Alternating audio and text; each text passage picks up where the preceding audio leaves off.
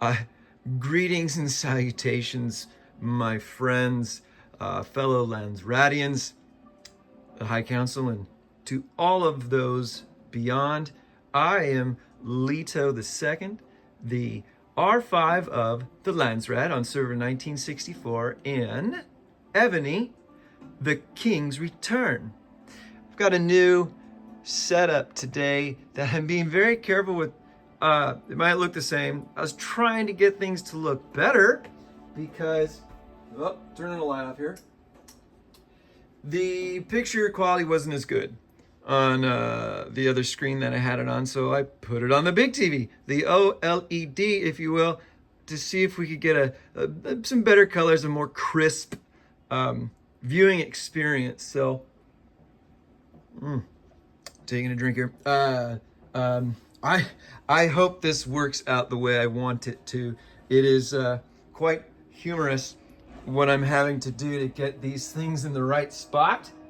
And please forgive me if it is totally kind of fucked up for this first one, because we're getting used to a new setup. I mean, I rearranged the whole living room. Not really, just had to make some adjustments so that I could get as much of the screen on there with the best possible picture.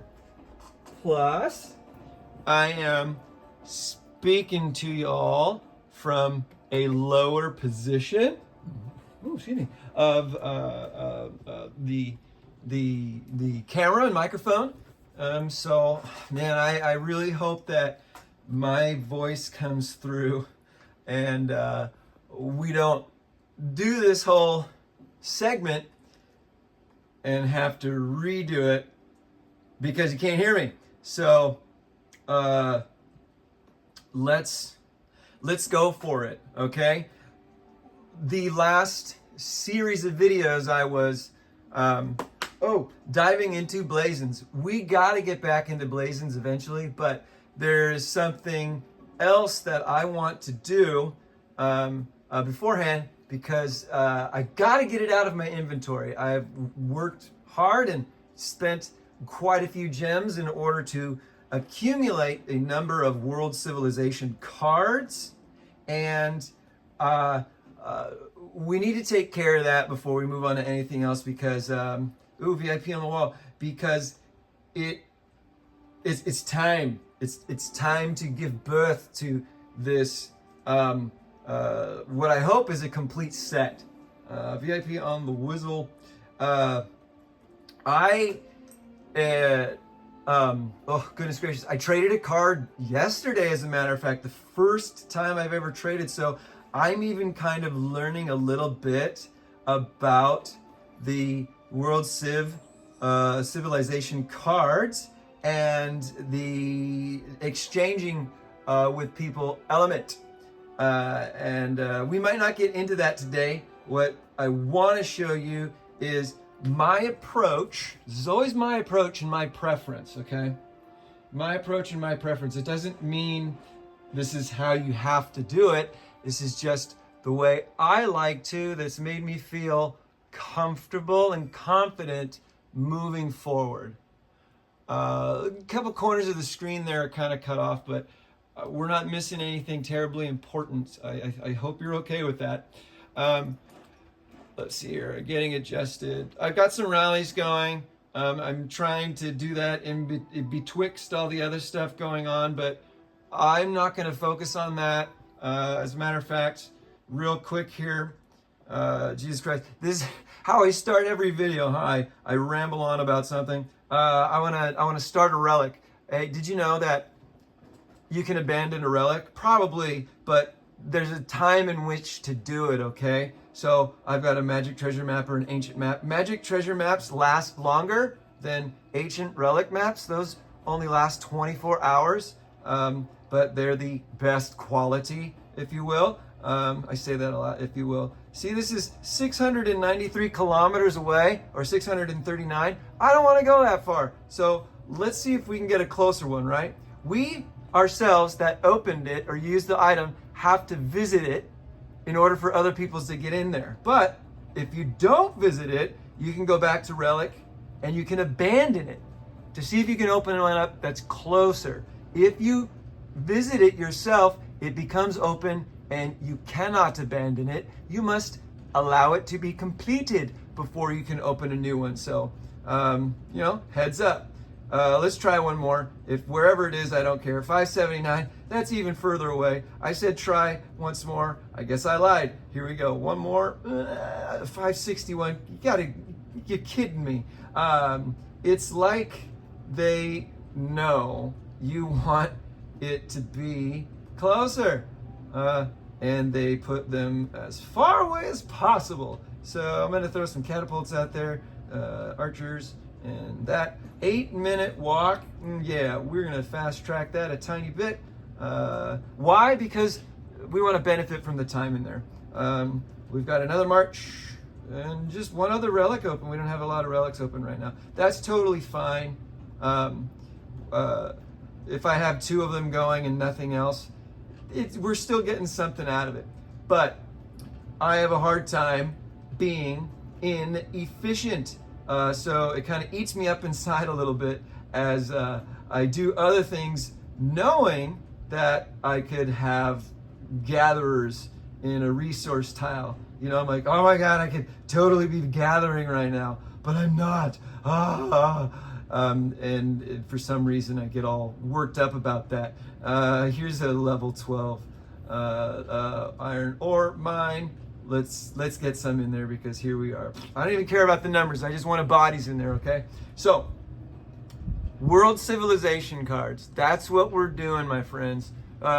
We are going to stay over here, okay, in our art hall. And in the art hall, you have access to your general hall where you want to recruit your generals and check them off the list because you'll get a little treasure chest here. Once you get all the generals there and click the treasure chest, you can get rid of the generals in your roster if you want to, but some of them are important, so be careful. I have not completed Hall 2 yet because there are 2 characters here, 2 generals that are basically special event generals. You can only get them a certain way, but there is one other way to get them, and it is completely RNG, random number game. You got to get super lucky, so incredibly lucky to get it. But keep trying. It's through through those envelopes that you always get, the general's invitation. Okay, we're not going to get into that. But you need 600 to open up, to get a token for one of these halls and completing it. So, without further ado, I spent a lot of time over the last few days in the auction house. And in rare goods, periodically, you will have World Civilization cards go through. They are one of the most expensive items as far as gems go. So you've got to be prepared that if you want a good amount of cards to give you the best odds to get what you need, you're gonna have to save up and invest, okay? But it's worth it when you complete these things, when you get the rewards, and when you get the bonus buffs, okay? We'll look at those a little bit more. We touched on it briefly with the Monster Slaying 101. I think I'm gonna talk from this angle. That might be better. I'm getting uncomfortable in my chair. But take a look at this. You can win 5 at a time in the auction house. This brown, okay, class of card pack, and oh goodness gracious, that's the only place where I really know you can get it. These purchase card packs, okay, $10 gets you a few.